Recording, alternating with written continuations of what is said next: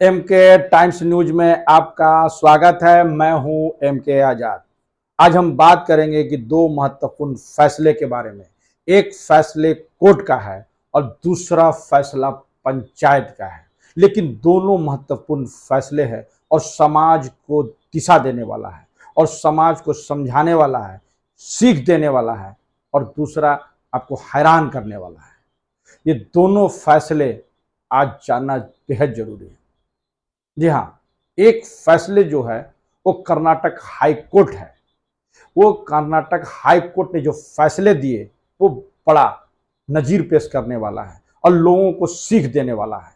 उन लोगों को जो रंग भेद नीति को अपनाने के लिए जो है प्रश्रय देते हैं, उन लोगों के लिए जबरदस्त जो है वो झटका के समान है। और उस महिलाओं के लिए है जो लगातार झूठे मुकदमे दायर करके अपने पति को परेशान करने का हर कोर कसर अपनाती है। तो इसी को लेकर आज हम बात करने वाले हैं।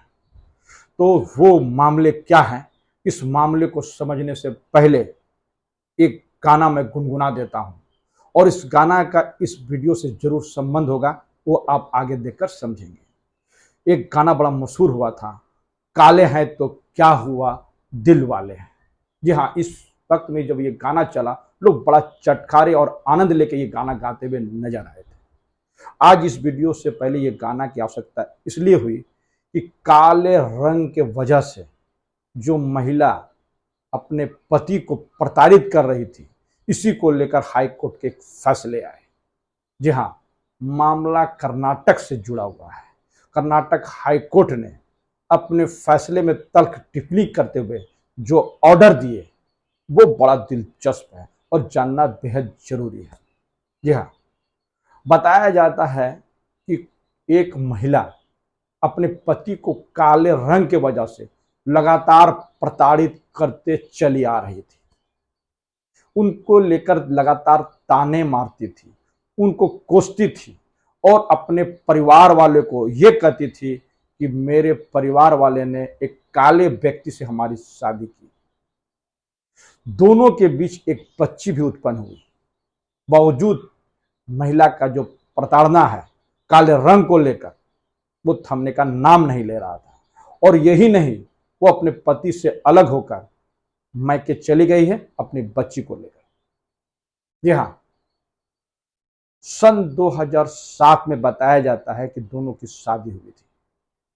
शादी के बाद एक पुत्री उत्पन्न हुई, लेकिन सन 2012 में जो पति हैं वो वहां की निचली अदालत फैमिली कोर्ट में तलाक के लिए एक अर्जी दी और उस तलाक की अर्जी में जो बात सामने आई वो बड़ा हैरान करने वाली है। पति ने अपने पत्नी पर काला होने का जो प्रताड़ना का आरोप लगाते हुए तलाक का आधार बना के तलाक लेने की कोशिश की थी। यानी पति ये कहते चला गया कि वो मेरी पत्नी जो है मुझे काला रंग के वजह से प्रताड़ना करती है और इसीलिए मैं अपनी पत्नी से तलाक लेना चाहता हूं। लेकिन निचली अदालत में 5 साल तक लंबी बहस हुई, उसमें गवाहों का दौर चला, वकीलों की बहस पूरी हुई, लोग अलग अलग तरह से अलग अलग बातें कहते चले गए, लेकिन अंततः पति की जो अर्जी थी वो निचली अदालत में खारिज हो गई। जी हाँ, कोर्ट ने यह कहा कि कोई भी पत्नी अपने पति को काला रंग के लिए प्रताड़ित नहीं कर सकती है, कोर्ट के पास ऐसा कोई सबूत नहीं है। और पति दहेज के लिए प्रताड़ना करने की वजह से इस तरह तलाक का आधार बनाया, इसको कतई मंजूर नहीं करेंगे। यानी ये कोई आधार नहीं है तलाक का। पति खामोश नहीं बैठा और उन्होंने हाई कोर्ट का दरवाजा खटखटाया और कर्नाटक हाई कोर्ट में इसके खिलाफ में अर्जी डाली। इसी के बाद ये फैसला आया और जो है हाई कोर्ट ने पति के आवेदन को स्वीकार तो किया ही और उसको डिग्री दी और जो तल्ख टिप्पणी दी वो बड़ा जानने की जरूरत है। कोर्ट ने कहा कि ये रिकॉर्ड से साबित होता है कि पत्नी अपने पति को काले रंग की वजह से लगातार प्रताड़ित करते आ रहे थे और लगातार इनको इसके लिए कोसती थी, उनको परेशान करती थी। इसीलिए ये तलाक का आधार बनेगा, क्योंकि ये क्रूरता की श्रेणी में आता है। यानी रंग भेद को लेकर एक तरह से माहौल क्रिएट करना, इस तरह की बातें कहना, प्रताड़ना करना क्रूरता की श्रेणी में आता है और तलाक का आधार बनता है। यानी अगर कोई पत्नी अपने पति को आज बोल रही है तो वो सावधान हो जाइए, क्योंकि पति को यह अधिकार होगा कि काले रंग के प्रताड़ना के बाद वो अपना तलाक ले सकता है। कर्नाटक हाई कोर्ट का फैसला तो यही और इशारा करता है। पत्नी ने अपने पति पे भी जो गंभीर आरोप लगाए, वो लगाया कि पत्नी ने कहा कि मेरा पति दहेज के लिए प्रताड़ना करते थे, उनके परिवार वाला हमको परेशान करते थे, इसीलिए मैं वहां से चली गई।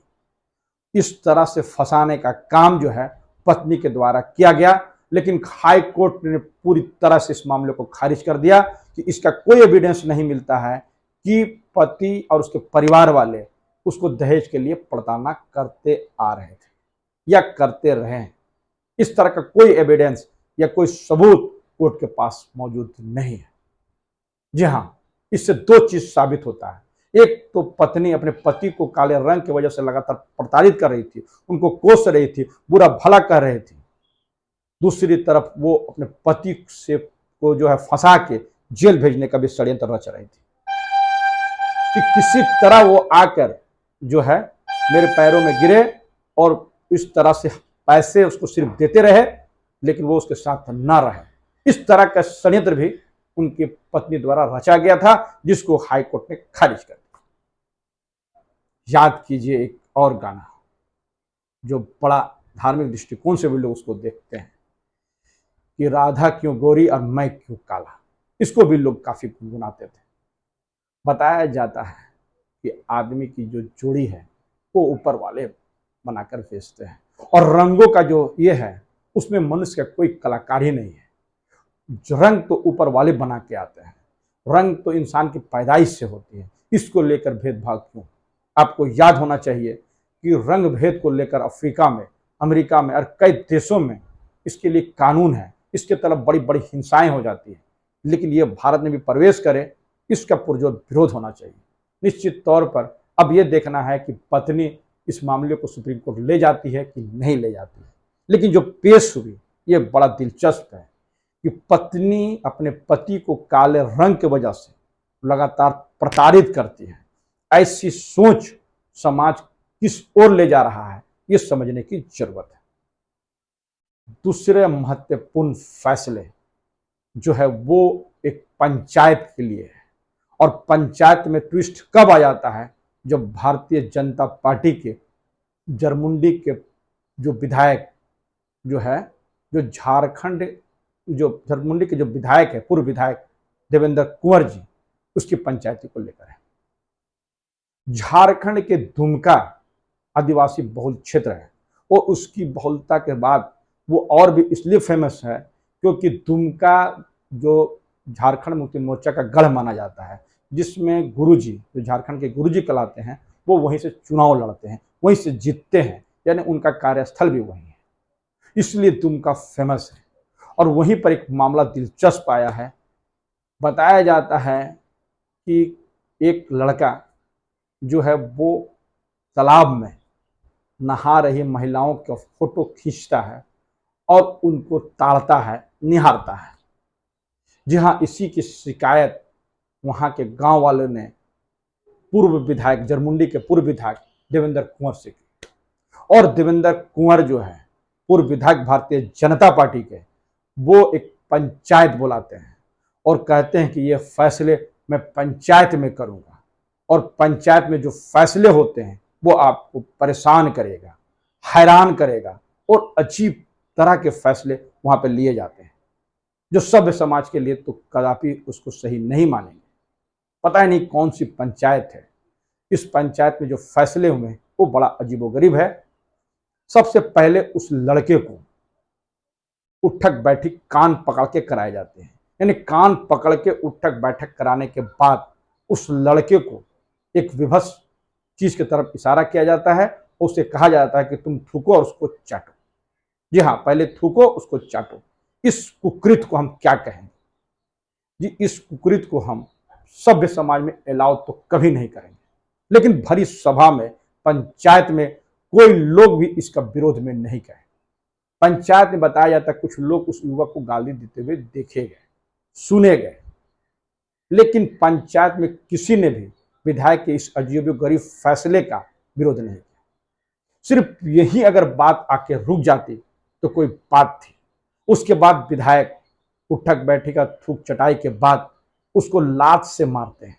जी हाँ, पांव से मारते हैं जोर से और उसके बाद वहां से चले जाते हैं। ये तीसरी बड़ी सजा। पहली सजा उसको कान पकड़कर उठक बैठक सरेआम कराना, दूसरा थूक कर चटाना और तीसरा लात मार के चले जाना। ये तीनों घटना, यदि वो लड़का दोषी था तो विधायक जी को, पूर्व विधायक जी को थाने का शरण लेना चाहिए था, कोर्ट का और थाने का शरण लेना चाहिए था। सरकार पास इसके सारे इंतजाम होते हैं, पुलिस इसी के लिए बनी होती है। लेकिन क्या विधायक को यह बताने की जरूरत है? विधायक तो विधायक है और सनसनी फैलाने वाले, और खासकर भारतीय जनता पार्टी के नेताओं को सनसनी फैलाने का एक अलग से भूत और जुनून सवार होता है। मैं इसलिए भी ये कहता हूं कि थूक चाटने की घटना कोई पहली बार नहीं घटी। इसकी शुरुआत तो धनबाद जिले में हुआ। जी हाँ, याद कीजिए, इस मामले में मैंने पहले भी वीडियो बनाया और मैं फिर दोहरा रहा हूं उस मामले को लेकर कि धनबाद में एक जो है पागल को लोगों ने पकड़ के पिटाई की, भारतीय जनता पार्टी के नेताओं ने, और उसको थूक चटवाया गया, उससे थुकवाया गया और उसको चाटने पर मजबूर किया गया। और यह सारा चीज सांसद विधायक के सामने घटी। इसमें केस तो जरूर हुआ, लेकिन जो है सब लोग इस वक्त में जेल से बाहर है और वो केस का कोई अता पता नहीं चल रहा है।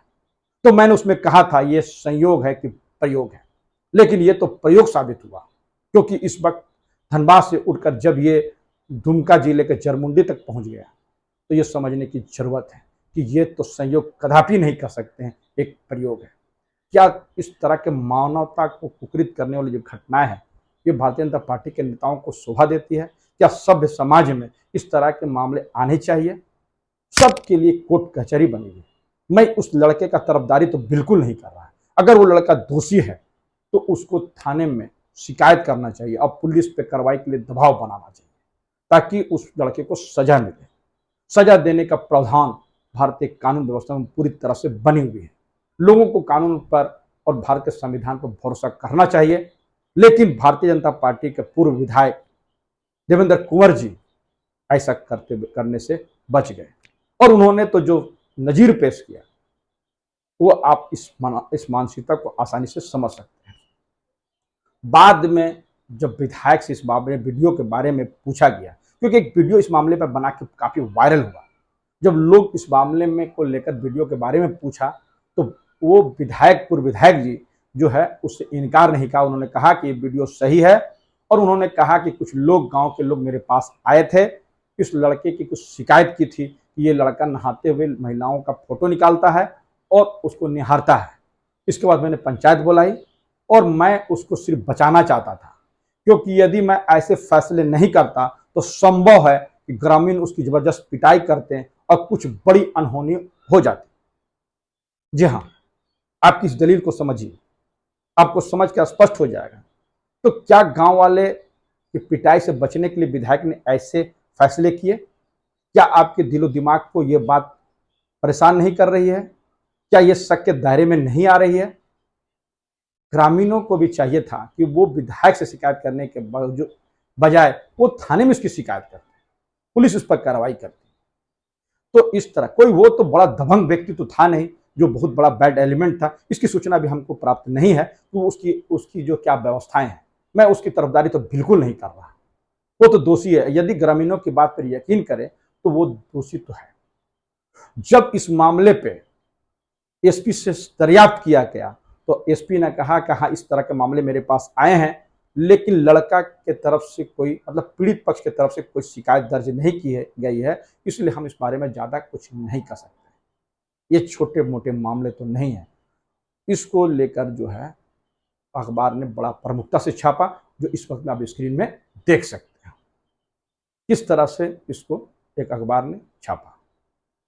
तो इस तरह के जो मामले आते हैं और भारतीय जनता पार्टी के नेताओं को इस तरह से जो फैसले करने की जो आदत और बीमारी है, पता नहीं क्या हो गया है।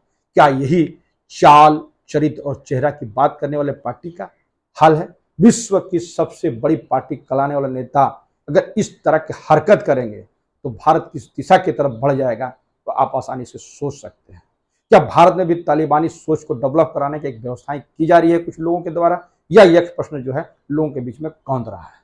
निश्चित तौर पर इस तरह की घटनाएं लोगों को कुकृत ही कहेंगे। इस तरह के लोग घटनाएं जो लोगों को परेशान करती है, और प्रशासन को इस मामले पर संज्ञान लेकर दोषी पर कार्रवाई तो अवश्य करना चाहिए। चाहे वो लड़का अगर गलती करता है तो उस पर भी एफआईआर होना चाहिए, और जो लोग भी इस तरह के कुकृत पंचायत के द्वारा फैसला देते हैं उस पर भी कार्रवाई जरूर होनी चाहिए। तो इस तरह के दो फैसले, एक कोर्ट ने जो नजीर पेश की कि काले रंग बोलकर किसी को प्रताड़ित नहीं किया जा सकता है, यानी पत्नी अगर ऐसे कहती है तो क्रूरता के दायरे में आता है और तलाक का आधार बनेगा। और दूसरा फैसला ये होता है कि इस तरह के पंचायत के फैसले से बेहतर है कि आदमी अपना जो है वो थाने की तरफ रुख करे, कोर्ट की तरफ रुख करे, क्योंकि पंचायत के बहुत से फैसले ऐसे होते हैं जो लगता है कभी कभी अटपटा सा, और उससे लोगों को परेशानी तो होती ही है। कई लोग पंचायत में किसी का हुक्का पानी बंद कर देते हैं, या अनाज पानी बंद कर देते हैं, सामाजिक बहिष्कार कर देते हैं, उसके शादी ब्याह उसके मरने हरने में जाते नहीं। इस तरह का फैसले भी पंचायत को देखने को मिला है। बेहतर है कि अगर फैसले करने हो तो कानून के दायरे में रह के कोई फैसला करे, और बेहतर है कि समाज के लोग बैठकर इस मामले पर थाने में एफआईआर दर्ज कराए और दोषियों पर कार्रवाई करने की काम करें। भारतीय जनता पार्टी के नेताओं को ये लाइसेंस कदापि नहीं मिल सकता कि वो अपने से फैसले करें और सनसनी फैलाए। एक तो वो हार चुके हैं, पूर्व विधायक हैं, और सुर्खियों में बनने के लिए देवेंद्र कुंवर ने जो कुकृत की, मैं उसकी भर्त्सना करता हूँ। तो मेरा मकसद स्पष्ट है कि दो फैसले के बारे में बताना जरूरी थे, दोनों के अलग अलग जो मायने निकलता है वो आप अच्छी तरह समझ सकते हैं। तो मेरा मकसद साफ है, आप सतर्क रहें, सजग रहें, सावधान रहें। तो हमारा ये वीडियोस कैसा लगा अपने कमेंट्स बॉक्स में जरूर कमेंट्स करें, और जिन्होंने अभी तक हमारे न्यूज़ को सब्सक्राइब नहीं किया उसे निवेदन है कि सब्सक्राइब कर दें। नमस्कार।